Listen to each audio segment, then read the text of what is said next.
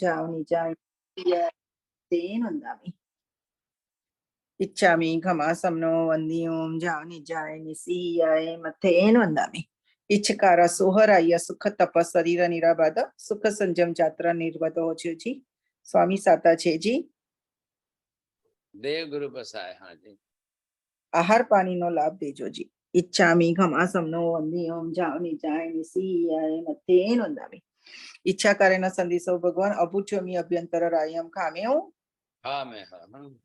इच्छम खामेमि रायम। जम किंची अपत्यम परपत्यम पते पाणे विये व्यावची आलावे सलावे उच्चासने समासने अंतर्भाषाए उवी भाषाए जम किंची मजः विनय परिहीन सोहम व पायम व तुभ्ये जानः अहम न जानामि असमिच्छामि दुखड़म। धर्म लाभ। हाँ साहिब जी सुख सातामा देव गुरु बसाए बोल। इच्छामि घमासम्नो वन्दी ओम जावनि निसीयाय मत्तेन वन्दामि। इच्छा करेन संदिसो भगवान वायना संदिसो इच्छामि घमासम्नो वन्दी ओम जावनि निसीयाय मत्तेन वन्दामि। इच्छा करेन संदिसो भगवान वायना लेशो ले जो। हाँ इच्छामि घमासम्नो वन्दी ओम जावनि निसीयाय मत्तेन वन्दामि। इच्छकारी भगवान पसाई करी वायना पसार करावसो जी। नमो हरियंताणं नमो सिद्धाणं नमो आयर्याणं नमो वज्रायणं नमो लोये सर्वसाहुणं एषु पंच नमकारो सर्वभावपणासनं मंगलानं च सर्वेसिं परमं हवै मंगलम्। जय जगजीव जोड़ी वियाणो जगगुरु जगानंदो जगदाहो जगबंधु जय जगप्रिया महोभयम्। जय सुयाण बभवो तीर्थयराणम् अपच्छिमो जय गुरुलोगाणम् जय महपा महावीरम्। सर्वारिष्ट प्रणशाय सर्वाभीष्टार्थदायिने सर्वलब्धि निधानाय श्री गौतम स्वामिने नमः। श्री सुधर्मा स्वामिने नमः।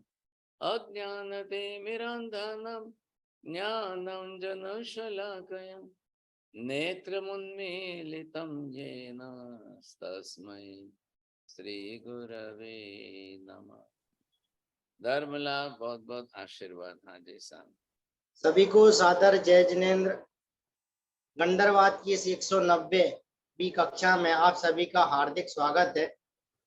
पूर्व कक्षा में हमारी जो चर्चा चली उसमें हमने देखा कि जो बौद्ध मत के सिद्धांत जैसे सर्व शून्यवाद, सर्व अनित्यवाद और सर्वम क्षणिकम इस पर चर्चा चली थी, जिसमें ये बताया गया था कि उन्होंने इनको अभावात्मक रूप में स्वीकार किया है।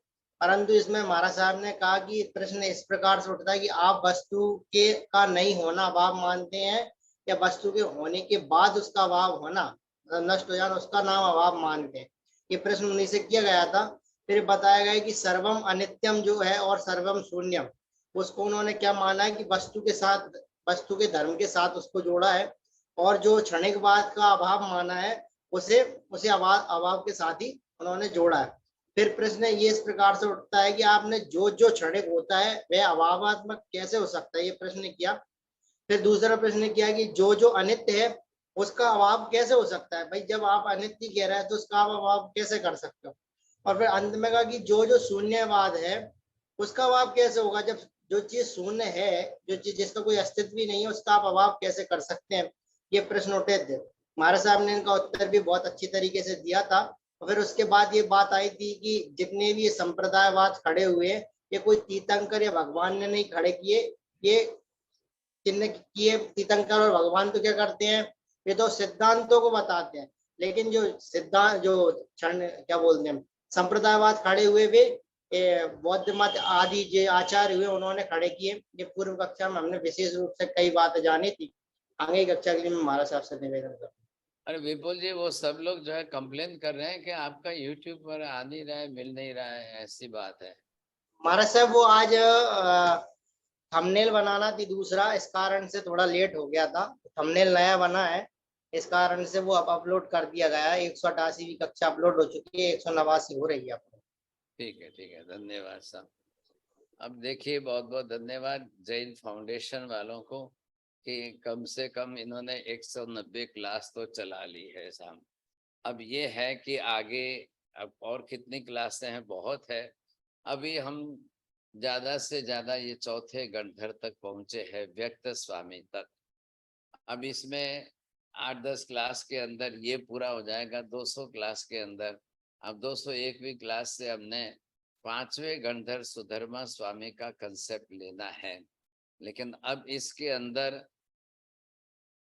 ये हमको पूरा करना है विषय, और इस पर थोड़ी चिंता है कि कैसे पूरा हो जाएगा। तो ठीक है सब। अब चलिए, पहली बात तो हम क्या करें, 3 विभाग में हम इसको देखेंगे साहब। 1 नंबर पर तो पहले जो है व्यक्त स्वामी का प्रश्न जो है, आखिर व्यक्त स्वामी, अब ये इनका प्रश्न, अब प्रश्न और प्रश्न ही नहीं, अब इसके कारण इनकी शंका जो बनी है, अब वो विषय आपने देखा। इधर आपको नंबर 1 दूसरे पर बौद्ध मत जो है, इधर आपको बौद्ध मत के मुख्य 3 पिलर जो है, सर्वम इन्होंने जो है लगा दिया है। सर्वम अनित्यम, सर्वम क्षणिकम, सर्वम शून्यम। अब पहले इन तीनों विषय को हमें, ये कैसे असत्य है, कैसे गलत है, इनका भी खंडन करके हमको लॉजिकली इसके लिए भी प्रश्न देना पड़ेगा। अब इसके बाद इनका जो वैदिक मत है, अब वैदिक मत के अंदर इन्होंने क्या क्या लिया है, संशयवाद लिया, फिर इन्होंने स्वप्नवाद लिया है, फिर इन्होंने जो है ये ब्रह्मवाद लिया है।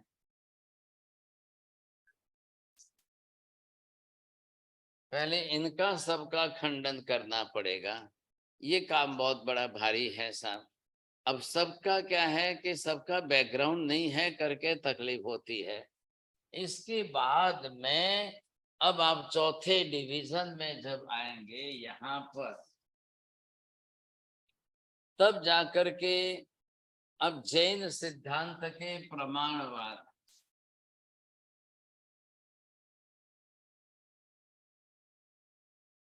अब इन प्रमाणवाद के अंदर आपको प्रत्यक्ष से, परोक्ष से, आगम शास्त्र से, ऐतिह्य शास्त्र से, अनुमान शास्त्र से, आपको जो है तर्क शास्त्र से, आपको जो है युक्ति प्रमाण आदि जो समझ लो, ये मुझे देने पड़ेंगे। अब ये समझाने के बाद आपको मुख्य रूप से 5वें विभाग में चल करके अब आपको जो है इनकी सिद्धि करनी पड़ेगी।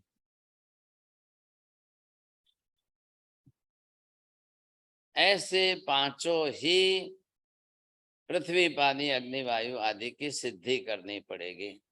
अब इतने के अंदर मैं, अब बताइए विपुल जी, 10 क्लास में कैसे पूरा करूं सब?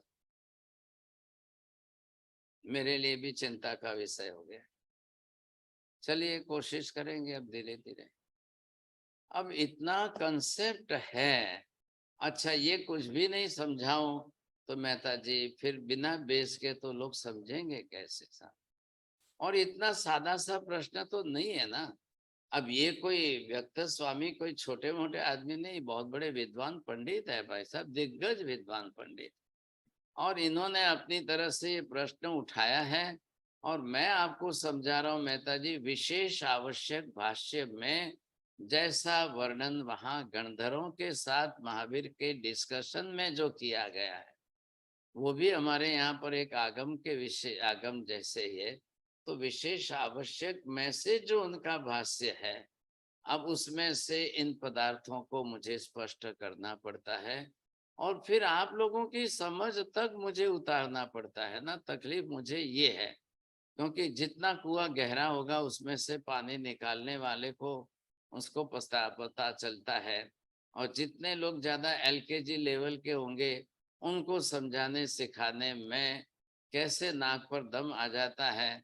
अब ये तुम अनुभव मैं ही कर सकता हूँ ना, आप लोगों तो बहुत आराम से घर बैठे मिल रहा है सब, बिल्कुल एकदम जो है आसानी से मिल रहा है।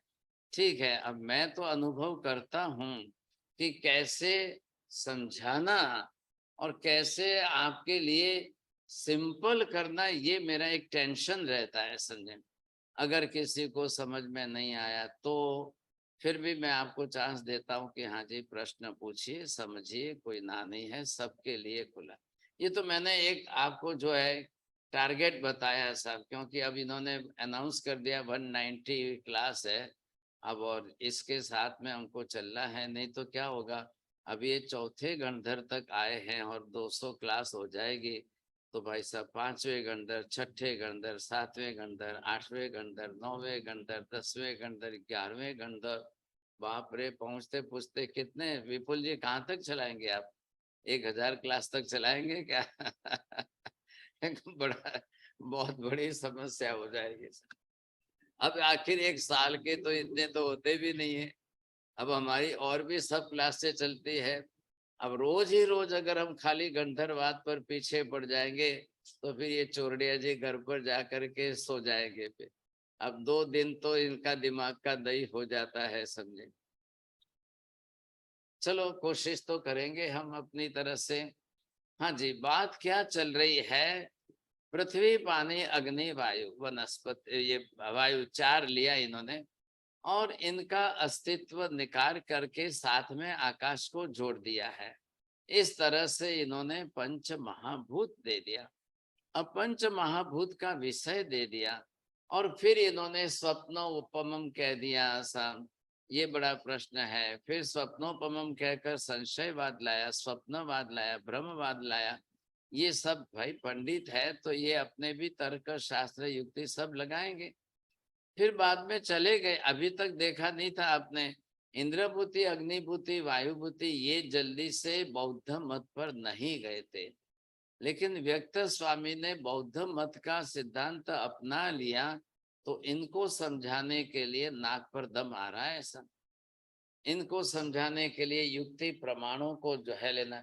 पहले पहले वस्तु तो बाजू में रह गई, मूल तत्व जो है वो एक तरफ छूट गया, लेकिन पहले इनके शून्यवाद, क्षणिकवाद, अनित्यवाद ये पकड़ना, ये समझाना, इसका खंडन करने में ही बहुत टाइम लग गया। अब क्या करें हम? जगत के अंदर सम्यक दृष्टि को सम्यक दृष्टि समझाए तो बहुत आसान खेल है, लेकिन अब मिथ्या दृष्टि को जब सम्यक प्राप्त कराने के लिए सत्य, यथार्थ सत्य समझाना, दिखाना हो तो भाई साहब नाक पर दम आ जाएगा। ऐसी बात यहाँ पर भी है। अब आज पहले हम ये समझ लेंगे इनके अंदर कि ये जो इतना कंसेप्ट है, ये विषय है आपके सामने। अब इसमें आपको ये देखना है कि मैं पहले ये बोलता हूं कि वर्ण,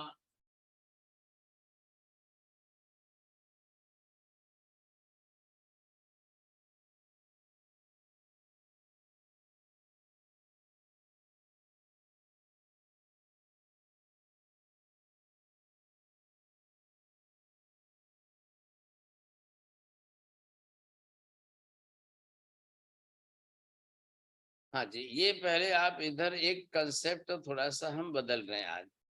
अब ये देखिए कि वर्ण, गंध, रस, स्पर्श ये क्या है?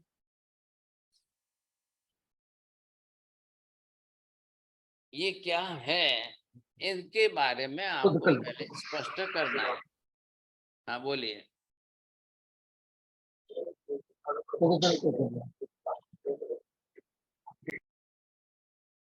दिलीप जी, आपको बोलना हो तो बोलिए, नहीं तो म्यूट कर। उदगल के गुण है। हाँ जी बोलिए मनीषा बहन जी, हाँ क्या है? उदगल के गुण है गुरुजी। चलिए बोलिए जैन साहब।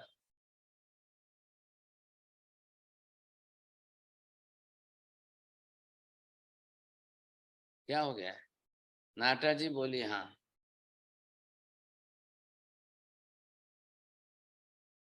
चलिए हंसाबेन आवड़ी गयो શું છે આ બધા? વર્ણ ગંધ રસ સ્પર્શ તે પૂતગલાશિકાયના ગુણધર્મ છે અને ધ્વનિ તે સ્વયં પૂતગલ છે। अच्छे, बहुत अच्छा, वेरी गुड। चलो अब बात ये आ रही है कि व्यक्त स्वामी को ये पूछा जा रहा है, क्या आप इनको मानते हो? अब प्रश्न बरोबर ध्यान लेना कि भाई क्या आप वर्ण गंध रस स्पर्श को मानते हो कि नहीं? अब ना कह दे तो तुरंत प्रश्न खड़ा हो रहा है, आपका शरीर क्या है? आपके शरीर में वर्ण गंध रस स्पर्श है? आपको शब्द का अनुभव होता है? क्या आप शब्दों को देखते हैं या सुनते हैं? क्या देखने से शब्द पता चल सकते हैं या सिर्फ सुनने से ही शब्दों का ख्याल आएगा? अब क्या जवाब क्या देना भाई साहब, हाँ कहना कि ना कहना? ऐसी परिस्थिति के अंदर व्यक्त स्वामी कह रहे हाँ जी वर्ण गंध रस स्पर्श तो है, मैं इसमें ना तो नहीं कह सकता हूं। आपका खुद का वर्ण है? हाँ जी। खुद का शरीर है? हाँ जी। आपके खुद के गंध है? हाँ जी। आपके खुद के रस है? हाँ जी। आपको खुद को स्पर्श का अनुभव होता है? हाँ जी। आपको कानों से शब्द सुनाई देते हैं, साउंड आ रही है? हाँ जी। अब लगाइए आपका अनित्यवाद लगाइए, सर्वम शून्यवाद लगाइए। बोलिए साहब क्या लगाना है, आप किस तरह से इनका निषेध करेंगे? आगे बात समझ में? कैसे आप इनको सर्वम शून्यम, सर्वम क्षणिकम, सर्वम अनित्यम, आपके सिद्धांतों से इसका निषेध करके बताइए।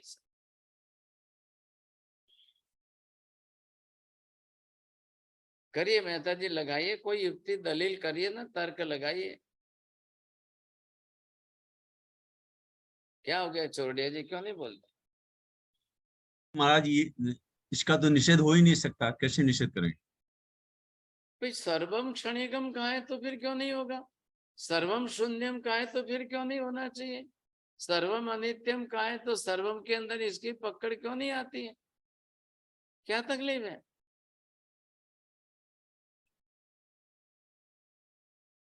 क्यों आप बताते हो? सर्वम के अंदर क्या पकड़ा आपने? नंबर एक, ये वर्ण गंध रस स्पर्श आदि स्वयं द्रव्य है या गुण है? तो सर्वम क्षणिकम सर्वम शून्यम में द्रव्य के ऊपर ये अप्लाई होते हैं नियम, या फिर गुण पर भी होते हैं, या धर्म पर भी होते हैं, या पर्याय पर भी होते हैं? चार है ना, द्रव्य, गुण, धर्म और पर्याय। तो बताइए आप किस पर अप्लाई करते हो ये? आपने सर्वम शून्यम, तो सर्वम शून्यम से द्रव्यों का निषेध होता है, गुणों का निषेध होता है, पर्यायों का निषेध होता है, क्या होता है? द्रव्यों का ही निषेध हो गया गुरुजी, वो खुद भी फिर कहाँ बचे? हाँ, सर्वम। अब द्रव्यों का निषेध हो गया तो फिर ये कहाँ से आए? वर्ण गंध रस स्पर्श क्या है? वर्ण गंध रस स्पर्श ये किसी न किसी द्रव्य के ही गुण है ना। अच्छा, नियम क्या है जो आपने पदार्थ विज्ञान में बहुत पहले सीखा है? बिना गुण के द्रव्य नहीं होते और बिना द्रव्य के गुण का अस्तित्व ही नहीं होता है। बोलिए विपुल जी, आज तो बैठे आप। जी महाराज सर। अच्छा, ध्यान नहीं था आपका, बोलो। अंसाबेन बोलो। बिना नियम। द्रव्य के गुण, हाँ बिना द्रव्य के गुण नहीं होते और बिना गुण के कोई द्रव्य नहीं होता। अरे गुजराती भाषाનો जकार लगाड़ीने बोलो। हाँ, बिना द्रव्य के गुण ही नहीं होते और बिना द्रव्य के गुण भी नहीं होते। માજી તમે બંને એકનું એક જ રિપીટ કરો છો, વાઇસ વર્ષા બોલવાનું છે। चलिए अब आप समझ गए ना, बिना द्रव्य के गुण होते ही नहीं है और बिना गुण के भी द्रव्य होता ही नहीं है। अब आप इनका स्वीकार कर रहे हो तो पहले ये बताओ कि ये गुण है कि गुणी द्रव्य है। अब बड़े असमंजस में पड़ गए व्यक्त स्वामी। अब अगर सर्वम में इनकी गिनती लेकर के अभाव करता हूं तो भी अभाव नहीं हो रहा है, क्योंकि मैं खुद लिविंग एग्जाम्पल हूं। मैं खुद भी तो, मेरा भी तो वर्ण है, मेरा भी गंध है, मेरा भी रस है, मेरा भी स्पर्श है। मैं तो निरंतर शब्द ध्वनि तो सुन ही रहा हूं। अब आप सुन रहे हो कि बोल रहे हो? दोनों ही काम हो रहा है ना, बोलना भी होता है, सुनना भी होता है। तो जब बरोबर आप बोल रहे हो, सुन रहे हो, तो निषेध करने का प्रश्न कहाँ खड़ा होता है? आप कैसे निषेध करोगे? बरोबर है, वस्तु का अस्तित्व तो है ये सब। अब बात ये आई, तो ये जब आपकी सर्वम शून्यम की पकड़ में क्यों नहीं आया? चलो, या तो फिर ये बोलिए कि आपने सर्वम शब्द आगे जोड़ा है, एडजेक्टिव वो गलत लगाया है। अब आप सर्वम शब्द निकाल दोगे तो फिर शून्यम के लिए क्या बचेगा? फिर आपको लिस्ट बनानी पड़ेगी, किसका किसका शून्यत्व सिद्ध करना है, किसका किसका शून्यत्व सिद्ध करोगे? बोलिए आप,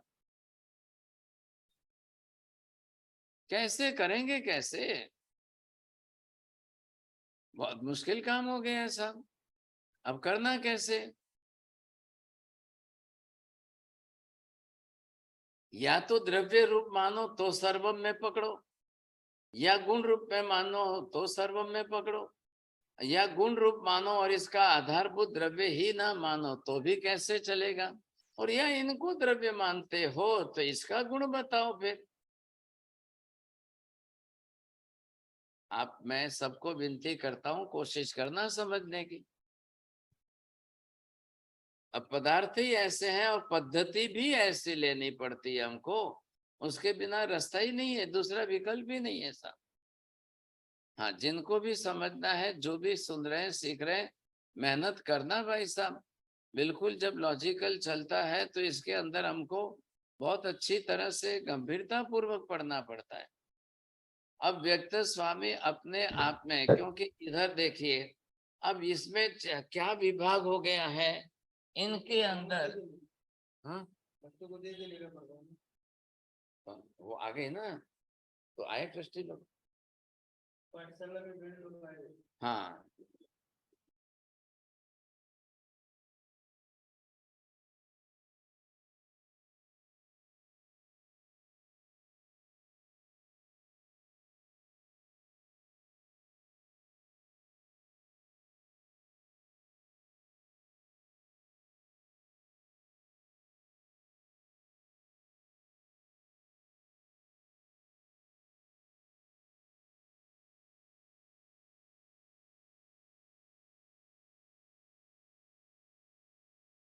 हाँ जी। तो यहाँ पर हम देख रहे हैं, इधर इन्होंने क्या किया है, इनके अंदर ये चार जो है ये तो गुण हो गए साहब, और ये अपने आप में ये जो है ये स्वयं एक द्रव्य हो गया।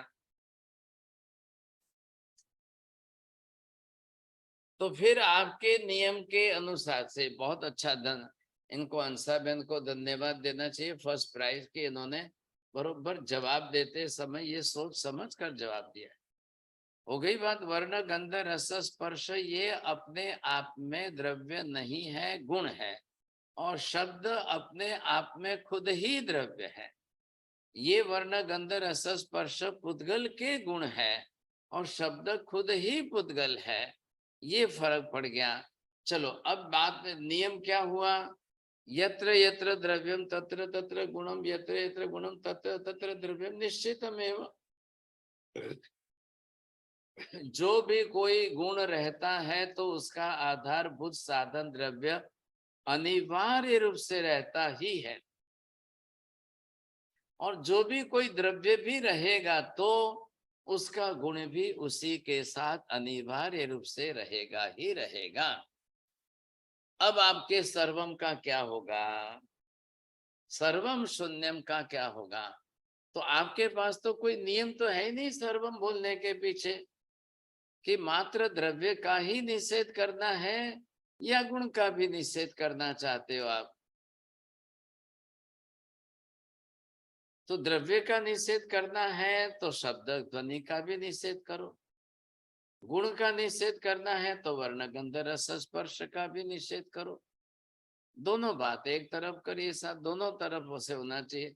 तो ये मतलब है कि व्यक्त स्वामी स्वयं भी जो है वो थोड़ा सा अपना सिर खुजलाने तो लग गए भाई साहब, कि करूं तो कैसे करूं, मैंने भी तो बुद्धवाद को स्वीकारा है ना। अब बुद्धवाद को जब स्वीकार लिया है तो अब इसमें से कैसे करना है, दोनों में से कैसे करना है?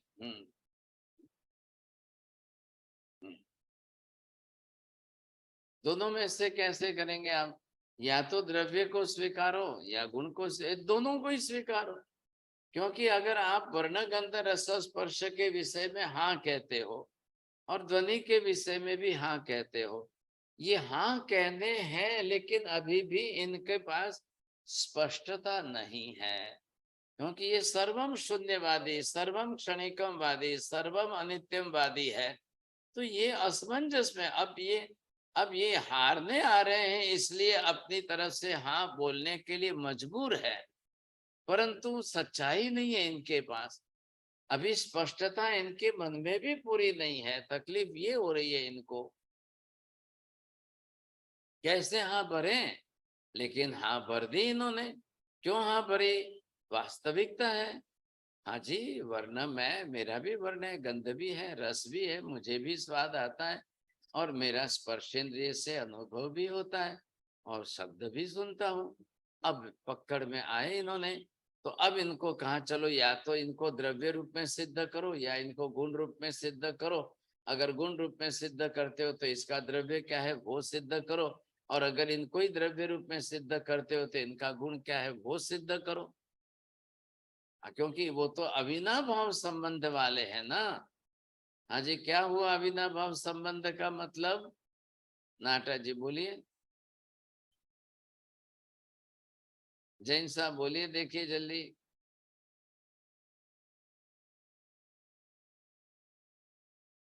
आज क्या हो गया आपको? चलिए चौरडिया जी बोलिए, अविनाभाव संबंध क्या होता है? एक के बिना दूसरे का न रहना। हाँ ये बात सही है। अब द्रव्य के बिना गुण का रहना संभव, गुण का न रहना कभी संभव ही नहीं हो सकता है। और गुण रहे तो द्रव्य निश्चित रहेगा, द्रव्य रहे तो गुण निश्चित रहेगा, दोनों एक दूसरे के साथ अविनाभाव संबंध से जुड़े हुए हैं, इसलिए अनिवार्यता इनकी बनी हुई है। अब ऐसी स्थिति में अब आप क्या करेंगे बोलिए? चलो अब आगे बढ़ते हैं हम इसके पीछे, यहाँ तक ये पहुंचे हैं वर्ण गंध रस स्पर्श को बांधने के लिए। अब बताइए, मैं आपको ये दो विषय पर आगे अलग ले जा रहा हूं। अब एक जो है ये शरीर है, ठीक है, और ये इंद्रिय है।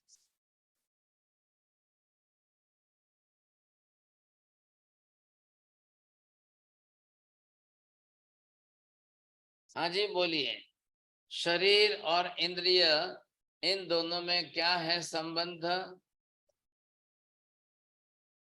बोलिए मेहता जी।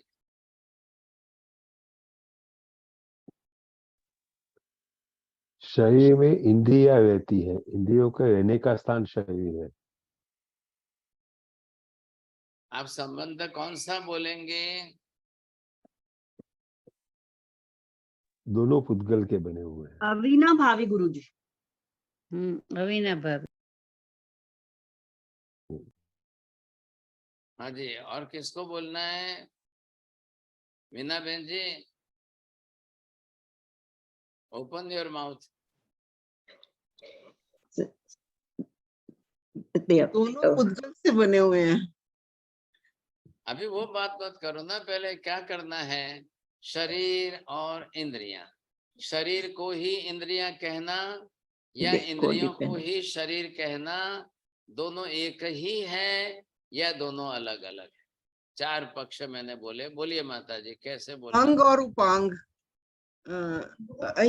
इंद्रियां शरीर का हिस्सा है जो बाहर से ज्ञान लेके आत्मा तक पहुंचाती हैं।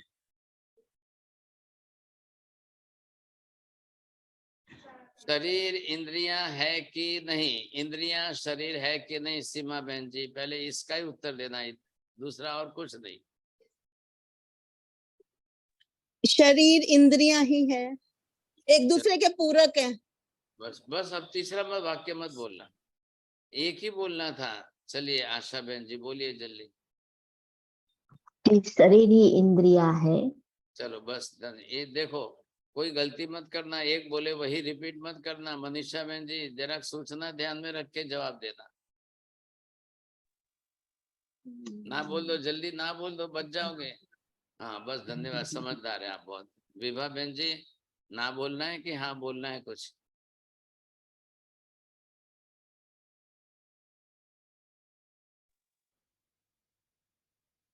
अब देखिए आपको भी ख्याल आ जाएगा। हाँ बहुत लोग बंद है, दरवाजे जिनके बंद हैं।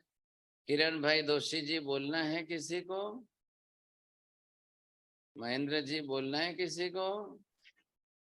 बहुत सिंपल प्रश्न है, कोई बड़ी बात नहीं है।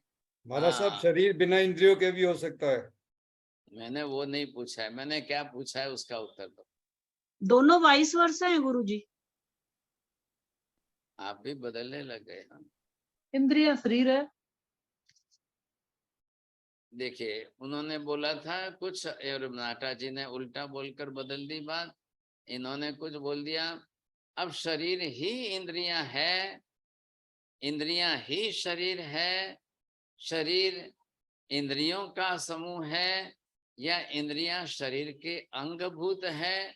अंगांगी भाव संबंध वो बोलते हैं। क्या अविनाभाव संबंध बैठने वाला है मनीषा जी? चलो ठीक है ठीक है। अब यहाँ पर पहले हमने ये भी कंसेप्ट ध्यान में रखा है। हाँ इधर देखिए, अब वर्ण गंध रस स्पर्श शरीर के हैं कि वर्ण गंध रस स्पर्श इंद्रियों के? माता जी बोलिए, जल्दी बोलिए आप। शरीर के है। दोनों पुद्गल के बने हुए हैं और वर्ण गंध रस ये पुद्गल और के भी गुण सब हैं। सबके सिर के ऊपर के पंडित हैं ये। जो पूछेंगे वो नहीं बोलेंगे और नहीं पूछेंगे वही बोलेंगे। ऐसा दोनों के हैं गुरुजी। के हैं।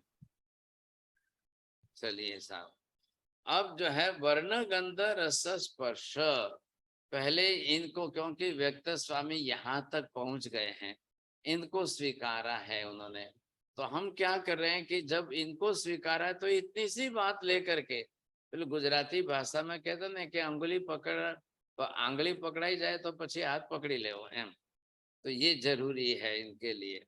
अब इन्होंने जब स्वीकार करने को तैयार हो गए हैं, अब हमको क्या करना है? अब इनके पीछे हमारा दो विषय आ रहा है। अब यहाँ आपको ये देखना है,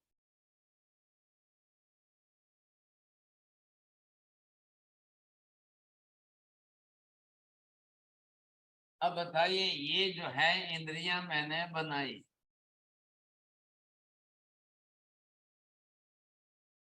अब ये पांच जो है सिर्फ इंद्रियां हैं। हाँ जी बोलिए, अब इंद्रियां है कि शरीर है? शरीर है। चलो अब शरीर कहाँ है? दिख रहा है चित्र मैंने बनाया है चौड़िया जी, बोलिए क्या दिख रहा है? शरीर में, शरीर के जो इंद्रिया है ये शरीर के अंग है, 5 इंद्रिया। ये स्पर्शन इंद्रिय है गुरुजी, स्पर्शन इंद्रिय। आपको जो है ना, शरीर के 7 इंद्रियां हैं। अब आप मनीषा बहन जी आपको पनिशमेंट ज्यादा आएगा आज। हाँ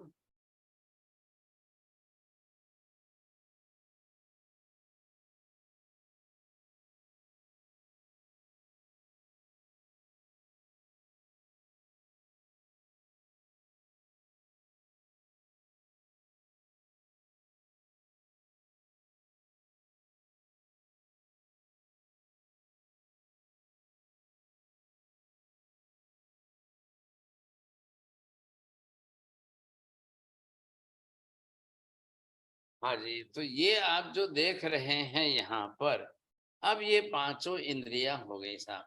मैंने ये प्रश्न किया है, वर्ण गंध रस स्पर्श शरीर के है कि इंद्रियों के? बोलिए मेहता जी जल्दी। शरीर के है सर। तो ये इंद्रियों के नहीं है, ना क्यों नहीं बोलते? ना बोलिए ना। इंद्रिया शरीर की बनी हुई है। अरे वो तो मत बोलिए उसमें भाई साहब, ऐसा क्या करते हो आप भी। इंद्रियां वो है जो आत्मा तक ज्ञान पहुंचाती है, दर्शन पहुंचाती है। क्या शरीर आत्मा तक ज्ञान दर्शन पहुंचाएगा? जी नहीं, जी तो नहीं। फिर आप भी बड़े पंडित हो, ऐसा क्या कर रहे हो? अब ये जो है आपने देख लिया ना, अब ये पांचों इंद्रियां हैं, और ये जो आपने देखा है, अब अंदर कौन है? अब ये जो अंदर आत्मा है, अब इस आत्मा को ये बाहर से जो पहुंचाएगा, वो ज्ञान क्या पहुंचाएगा, वो दर्शन क्या पहुंचाएगा? हाँ जी बोलिए जल्दी। अब ये तो इंद्रिय है, और ये आप देख रहे हो ये शरीर है। अब इन दोनों में से आत्मा को ज्ञान क्या पहुंचाएगा? जल्दी बोलिए चोरडिया जी, टाइम जा रहा है। देह पदार्थ का ज्ञान पहुंचाएगा। चलो ये भी दूसरी दिशा में गए। वर्ण गंध रस स्वाद का ही ज्ञान पहुंचाएंगे। चलो ये आशा बहन जी का पहला इनाम आया। बोलिए जा विपुल जी, क्या पहुंचाएंगे? रस है उसके वो जो गुण है वही पहुंचाएंगे। अरे आप भी तीसरी भाषा मत बोलो ना, जो चल रहा है वही बोलना है बस। आज तो आप बैठे हो, इसका ही धन्यवाद है, आप बोल तो रहे हो। अब आत्मा देखिए, अंदर चेतन आत्मा है। आत्मा के वर्ण नहीं है, गंध नहीं है, रस नहीं है, स्पर्श नहीं है, इसमें तो सभी स्वीकार कर रहे हो ना? नाटा जी ना तो नहीं बोलेंगे। अब इसमें आत्मा को कोई वर्ण गंध रस स्पर्श कुछ नहीं है, कोई लेना देना भी नहीं, कुछ भी नहीं। अब रही बात किसकी? वर्ण गंध रस स्पर्श का ज्ञान इंद्रियां आत्मा तक पहुंचाती है। हाँ, तो अब वर्ण गंध रस स्पर्श को पहुंचाती है कि नहीं?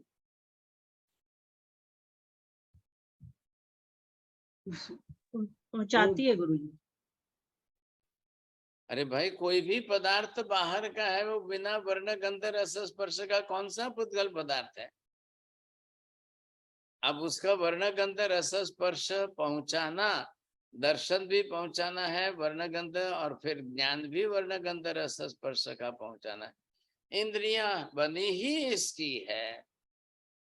इंद्रियों का काम क्या है? चक्षु इंद्रिय वर्णग्राही है, श्रवणेन्द्रिय शब्दग्राही है, घ्राणेन्द्रिय गंधग्राही है, रसनेन्द्रिय रसग्राही है, चमड़ी जो है वो स्पर्शग्राही है। आपने क्योंकि व्यक्त स्वामी ने जब हाँ भरी है, तो ये समझ करके यहाँ भरी है। नहीं हाँ भरते तो उल्टा अंग पर आ सकता था, आरोप आ सकता था। तो जब आपने वर्ण गंध रस स्पर्श की हाँ भरी, और ये इंद्रियों का काम ही है वर्ण गंध रस स्पर्श ग्रहण करके आत्मा तक पहुंचाना। अब पहुंचाने में पहले वर्ण गंध रस स्पर्श पहुंचाएगी, उसको दर्शन कहेंगे। अब वर्ण गंध रस स्पर्श जिसका है उसका ज्ञान पहुंचाएंगे। दो में फर्क पड़ रहा है। क्या हुआ माता जी, थक गए आप? हाँ, इसमें भी थकान आती है, दिमाग थकता है, खाली शरीर नहीं थकता है। नहीं साहब जी, सोच रही थी। सोच रहे थे तो बहुत अच्छी बात है। चलो साहब। हाँ जी, तो अब इंद्रियां बनी ही किसकी है? इंद्रियां भी पुद्गल की बनी हुई है, तो इंद्रियों के भी वर्ण गंध रस स्पर्श हो गए। इंद्रियों का काम भी वर्ण गंध रस स्पर्श ही ग्रहण करना है। क्यों इंद्रियां आत्मा को क्यों नहीं देखती हैं? क्यों इंद्रियां आकाश को क्यों नहीं देखती हैं? भाई आकाश के आत्मा के वर्ण गंध रस स्पर्श होते ही नहीं है, तो कहां से देखे? इंद्रियां खुद उनका कार्य क्षेत्र संभाल रही है साहब। पौद्गलिक है, पुद्गल पिंड से बनी हुई है इंद्रिया। तो पौद्गलिक गुण धर्म तो आएंगे ही आएंगे, सब ना नहीं कह सकते हैं। अब वर्ण गंध रस स्पर्श का अस्तित्व आप स्वीकार रहे हो, आपका सर्वम का विषय चला जाएगा, सर्वम का विषय उड़ जाएगा। सर्वम शून्यम, सर्वम अनित्यम, सर्वम क्षणिम, कब ये सब विषय आपका गया। अब ये सब विषय गया आपका, मतलब शंका आपकी नहीं बच रही है, प्रश्न नहीं रह रहा है। अब जब इधर दो भाग हो गए, ध्यान रखना, तीन भाग हो गए, शरीर, इंद्रियां और बाहर के पदार्थ। अब तीनों में वर्ण गंध रस स्पर्श है कि नहीं? बाहर के पदार्थ में वर्ण गंध रस स्पर्श है गुरुजी, है जी। और इंद्रियों के खुद के अपने वर्ण गंध रस स्पर्श ग्रहण करने का कार्य है, और शरीर का अपना वर्ण गंध रस स्पर्श का है। शरीर बना ही वर्ण गंध रस, क्यों हम कहेंगे? क्योंकि पुद्गल का बना है, तो पुद्गल के वर्ण गंध रस स्पर्श होते ही होते हैं।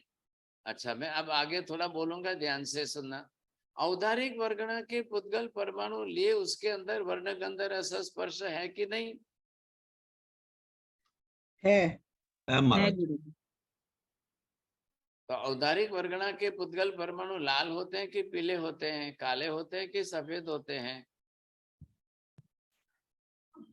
अब किसी ने देखी नहीं है, क्या पता है?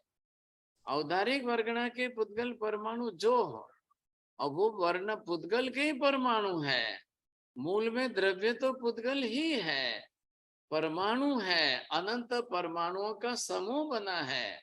अब ध्यान से सुनना कि भाई औदारिक वर्गणा के पुद्गल परमाणुओं में वर्ण गंध रस स्पर्श जो भी हो, हालांकि है ही है, बिना वर्ण गंध रस स्पर्श के नहीं है। अब उसमें जो भी हो, जिस आत्मा को अपनी तरफ से औदारिक वर्गणा के पुद्गल परमाणु ग्रहण करना है, अब वो जीव जो है किस योनि में आया हुआ है? अब वो जिस योनि में आया, उसके नाम कर्म की प्रकृति लेकर के आया। उस नाम कर्म की प्रकृति से औदारिक वर्गणा के पुद्गल परमाणुओं को ले करके किस रंग में, किस वर्ण में कन्वर्ट करके अपना शरीर बनाना है।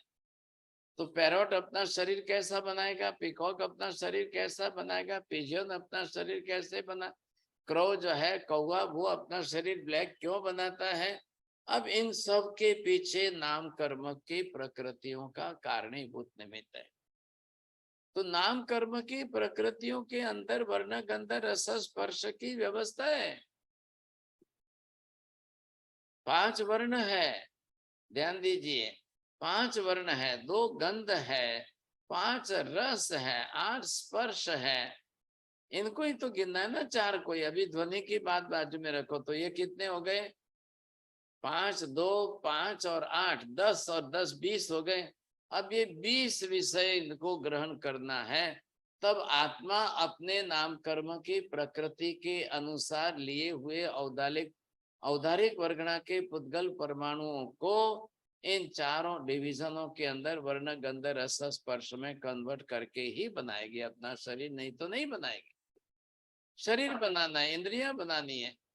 मैंने पहले कर्म शास्त्र की बात में समझाया था, 1 एकड़ के बीच में अगर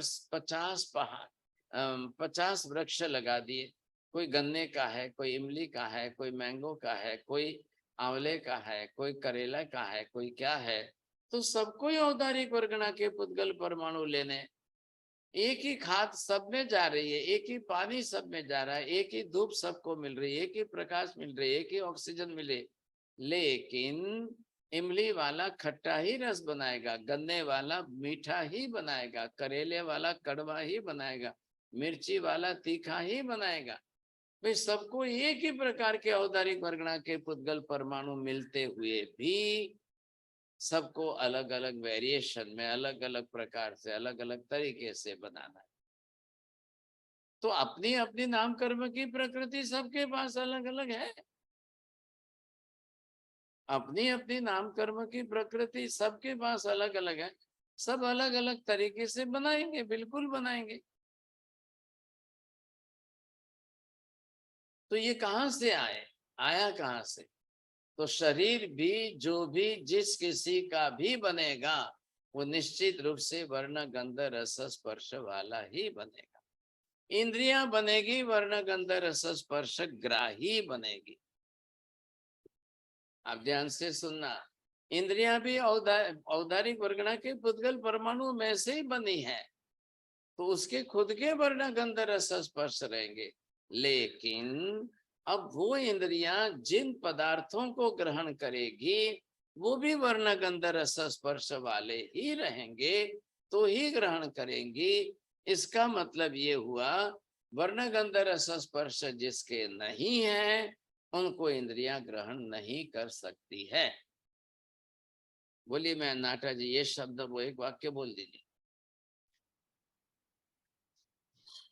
जो भी शरीर बनाएगा अब अपने नामकरण की प्रकृति के हिसाब से बनाएगा, और जो इंद्रिया बनेगी वो ग्राह्य प्रकृति से ही बनेगी।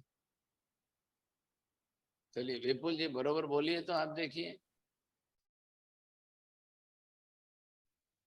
महाराज साहब, जो शरीर बनेगा वह आत्मा ही बनाएगा, और कर्मान वर्गणा औदायिक वर्गणा के आधार से बनाएगा, और जो इंद्रिया है उनको उनके विषय को ग्रहण ही वही देखिए पहले कि अब वर्ण गंध रस स्पर्श शरीर में है, इंद्रियों में है, बाहर के ऑब्जेक्ट में है।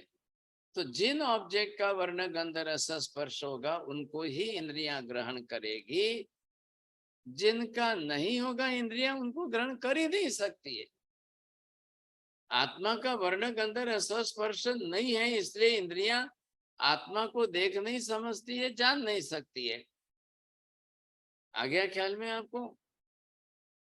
तो फिर किसने बताया? आकाश किसके बताया? आत्मा किसने बताया? धर्मस्तिका अधर्मस्तिका वो इंद्रियों के विषय नहीं थे, लेकिन वो केवल ज्ञान के विषय तो निश्चित थे, केवल दर्शनी के विषय तो निश्चित थे, क्योंकि आत्मा भी अरूपी है, अदृश्य है, अमूर्त है, अवर्णीय, अगंधी, अरसीय, अस्पर्शी है। आकाश भी अदृश्य, अमूर्त, अवर्णीय, अगंधी, अरसीय, अस्पर्शी है। धर्मस्तिका धर्मस्तिका भी अवर्णीय, अगंधी, अरसीय, अस्पर्शी ही है। तो जगत के अंदर कभी इन पदार्थों का तो ज्ञान हो ही नहीं सकता है।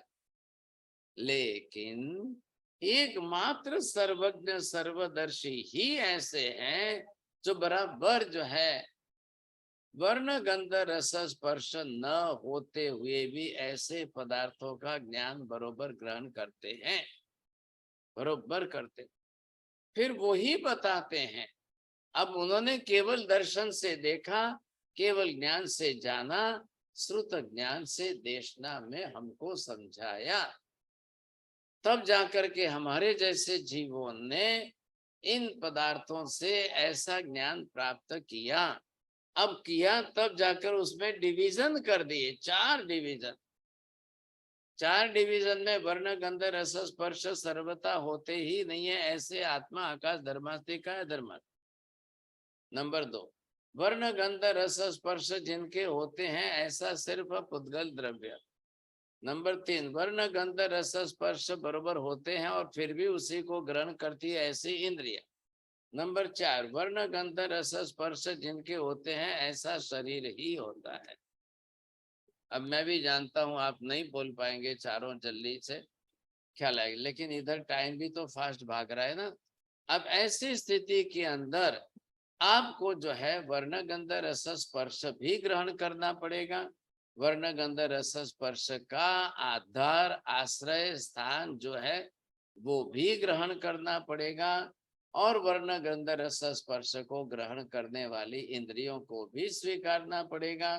वर्ण गंध रस स्पर्श जिनके जिन द्रव्यों के गुण हैं उनको भी स्वीकारना पड़ेगा, और वर्ण गंध रस स्पर्श वाले शरीर को भी स्वीकारना पड़ेगा। ये व्यक्त स्वामी तो दोनों हाथ अपने सिर पर रख करके सोचने लग गए, अरे अरे अरे मैंने हाँ भर दी तो ये तो फटाफट फटाफट सब चारों तरफ से मेरे ऊपर आक्रमण हो रहा है। फिर सोचने लगे कि क्या मैं वापस ना बोल दूं, क्योंकि किसी भी क्वेश्चन आंसर में डिस्कशन वाले के ना बोलना बहुत आसान होता है, लेकिन ना बोलने में ये जो संवाद चल रहा है ना, ये चर्चा चल रही है दोनों ज्ञानियों के बीच में चल रही है। अज्ञानी लोग क्या करेंगे, ना बोल करके आग्रह से पकड़ के रखेंगे लेकिन कारण नहीं बताएंगे। ज्ञानी लोग ऐसी गलती नहीं करते हैं। ज्ञानी लोग ना भी बोलना है तो कारण बताना है, हाँ भी बोलना है तो भी कारण बताना है। ये हमारे जैसों की बात नहीं है, मात्र हमारे जैसे लोगों की बात कर देंगे हो जाएगा, ऐसे नहीं होता है, ऐसे नहीं होता है। अब ध्यान में रखिए आप। तो यहाँ व्यक्त स्वामी चिंता में पड़ गए, अरे कैसे मैं ना कैसे बोलूंगा, ना बोलूंगा तो फिर फंस जाऊंगा। मेरी भी तो पांचों इंद्रियां हैं, मेरी भी पांचों इंद्रियां वर्ण गंध रस स्पर्श ही ग्रहण करी। मेरा भी तो शरीर है, मेरा शरीर भी वर्ण गंध रस स्पर्श वाला ही है। बाहर के ऑब्जेक्ट्स में अगर कोई भी खाने पीने की भी चीजें देख लो, एक भी आइटम देख लो, तो सब के सब उसके साथ जुड़े हुए है कि नहीं। ये मैं एक आइटम का खाली चित्र बना दूं, अब आप उसको सभी अप्लाई होते हैं कि नहीं देख लो। ये जो है मान लो कि एक बना दिया, ये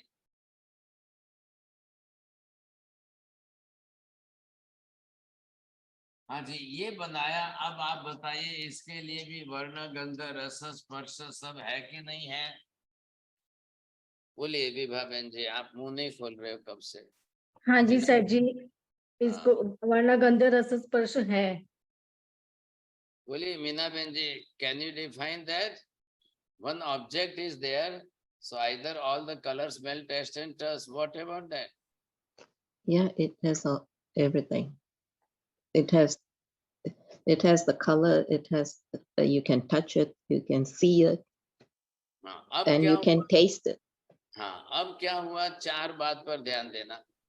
शरीर भी वर्ण गंध रस स्पर्श वाला, इंद्रियां भी वर्ण गंध रस, बाहर के ऑब्जेक्ट भी वर्ण गंध रस, और इनको ग्रहण करके दर्शन और ज्ञान जिसको होता है उस आत्मा में भी वर्ण गंध रस स्पर्श का ही ज्ञान होगा, और वर्ण गंध रस स्पर्श जिसके है उसका भी ज्ञान होगा, ज्ञानी का भी ज्ञान होगा, ज्ञान का भी ज्ञान होगा, दर्शन भी होगा और ज्ञान का भी होगा। अब ध्यान रखिए, इतना सब कहने के बाद इन्होंने जो पकड़ा था सर्वम सर्वम सर्वम, अब उनको ही पकड़ना है। अब चलो भाई साहब कान पकड़ो, पहले आप सर्वम का क्या होगा, आपका सर्वम का क्या होगा, वही नहीं पर शून्यम का क्या होगा, अनित्यम का क्या होगा, क्षणिकम का क्या होगा। क्योंकि जब तक सामने वाले के बेसिक सिद्धांतों को गलत नहीं ठहराते हो, वहां तक वो व्यक्ति सीधे ढंग से तो कान पकड़ने वाले नहीं है। अब चारों तरफ की बात सोच लेना आप, कल के लिए और सोच लेना वापस। यही कंटिन्यू मैं आगे बढ़ाऊंगा, थोड़ा विस्तार और करना है, लेकिन आप बरोबर सोचना कल के लिए भी। बहुत जल्दी फास्ट टाइम जाता है। बोलिए साहब, किसको पूछना है कुछ। हाँ हंसाबेन बोलो। હા સાહેબજી, તો અહીંયા આપણે જૈનિઝમની રીતે પ્રમાણવાદ લઈએ તો એ ઇન્દ્રિય પ્રત્યક્ષ પ્રમાણ આપ્યું કહેવાય ભગવાને। अभी बात इसकी मत करो, अभी तो क्या है उसकी बात करो ना, आएगा ना प्रत्यक्ष प्रमाण, और इसमें क्या बड़ी बात है, इंद्रिय प्रत्यक्ष हो जाएगा। आप पहले इसकी बात करो, ये क्या है, इनके जो विषय चला है ना, to the subject to the point. हाँ जी बोलिए विपुल जी, आप ही आज प्रश्न पूछने वाले।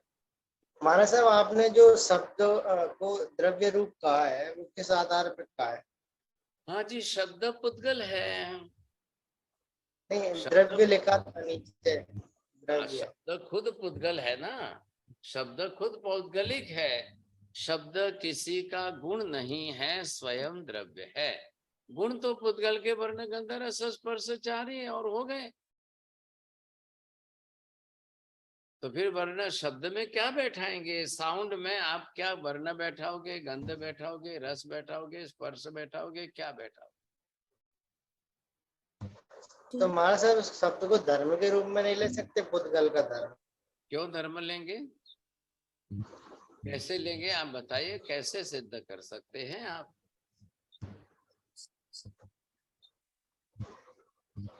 हमारे साहब वो वैसे तो क्योंकि पर्याय के रूप में ये सब तो पर्याय किसकी पर्याय है ये भी तो बोलो ना।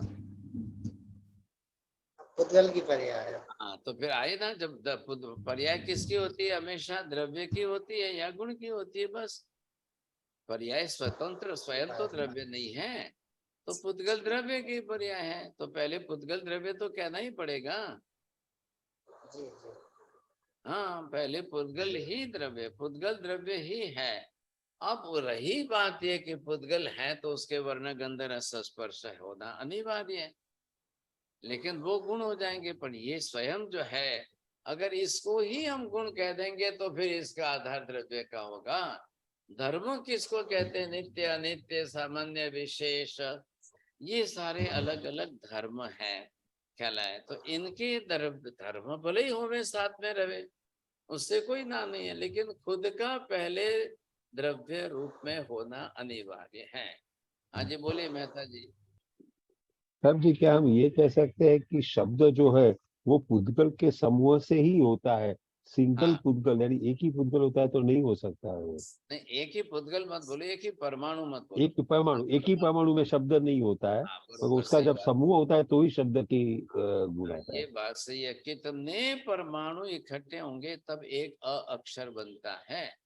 अब क्या लाया कि नहीं, ये परा पश्चंती मध्यमा वैखरी की प्रक्रिया में आकार की ध्वनि, और ये मैकेनिज्म बहुत गजब का अद्भुत है, ये समझेंगे हम कल। हाँ जी उमेश जी, आज प्रश्न पूछना है आपको? जी महाराज साहब, महाराज ध्वनि द्रव्य कैसे है जी? पुद्गल द्रव्य है ना। ठीक है महाराज। हाँ पुद्गल तो द्रव्य ही है, उसी हिसाब से पौद्गलिक है तो पुद्गल का द्रव्य बोलना पड़ेगा। बोलिए सीमा बहन जी। साहिब जी, आपने बौद्धिक मत, वैदिक मत, प्रमाणवाद, प्रमाणवाद में प्रत्यक्ष, परोक्ष और तीसरा क्या था? आगमवाद। हाँ जी, आगम। आगम मत। और चौथा साहिब जी? अब क्या लिखा था? उपमा लिखा था। उपमा, अच्छा।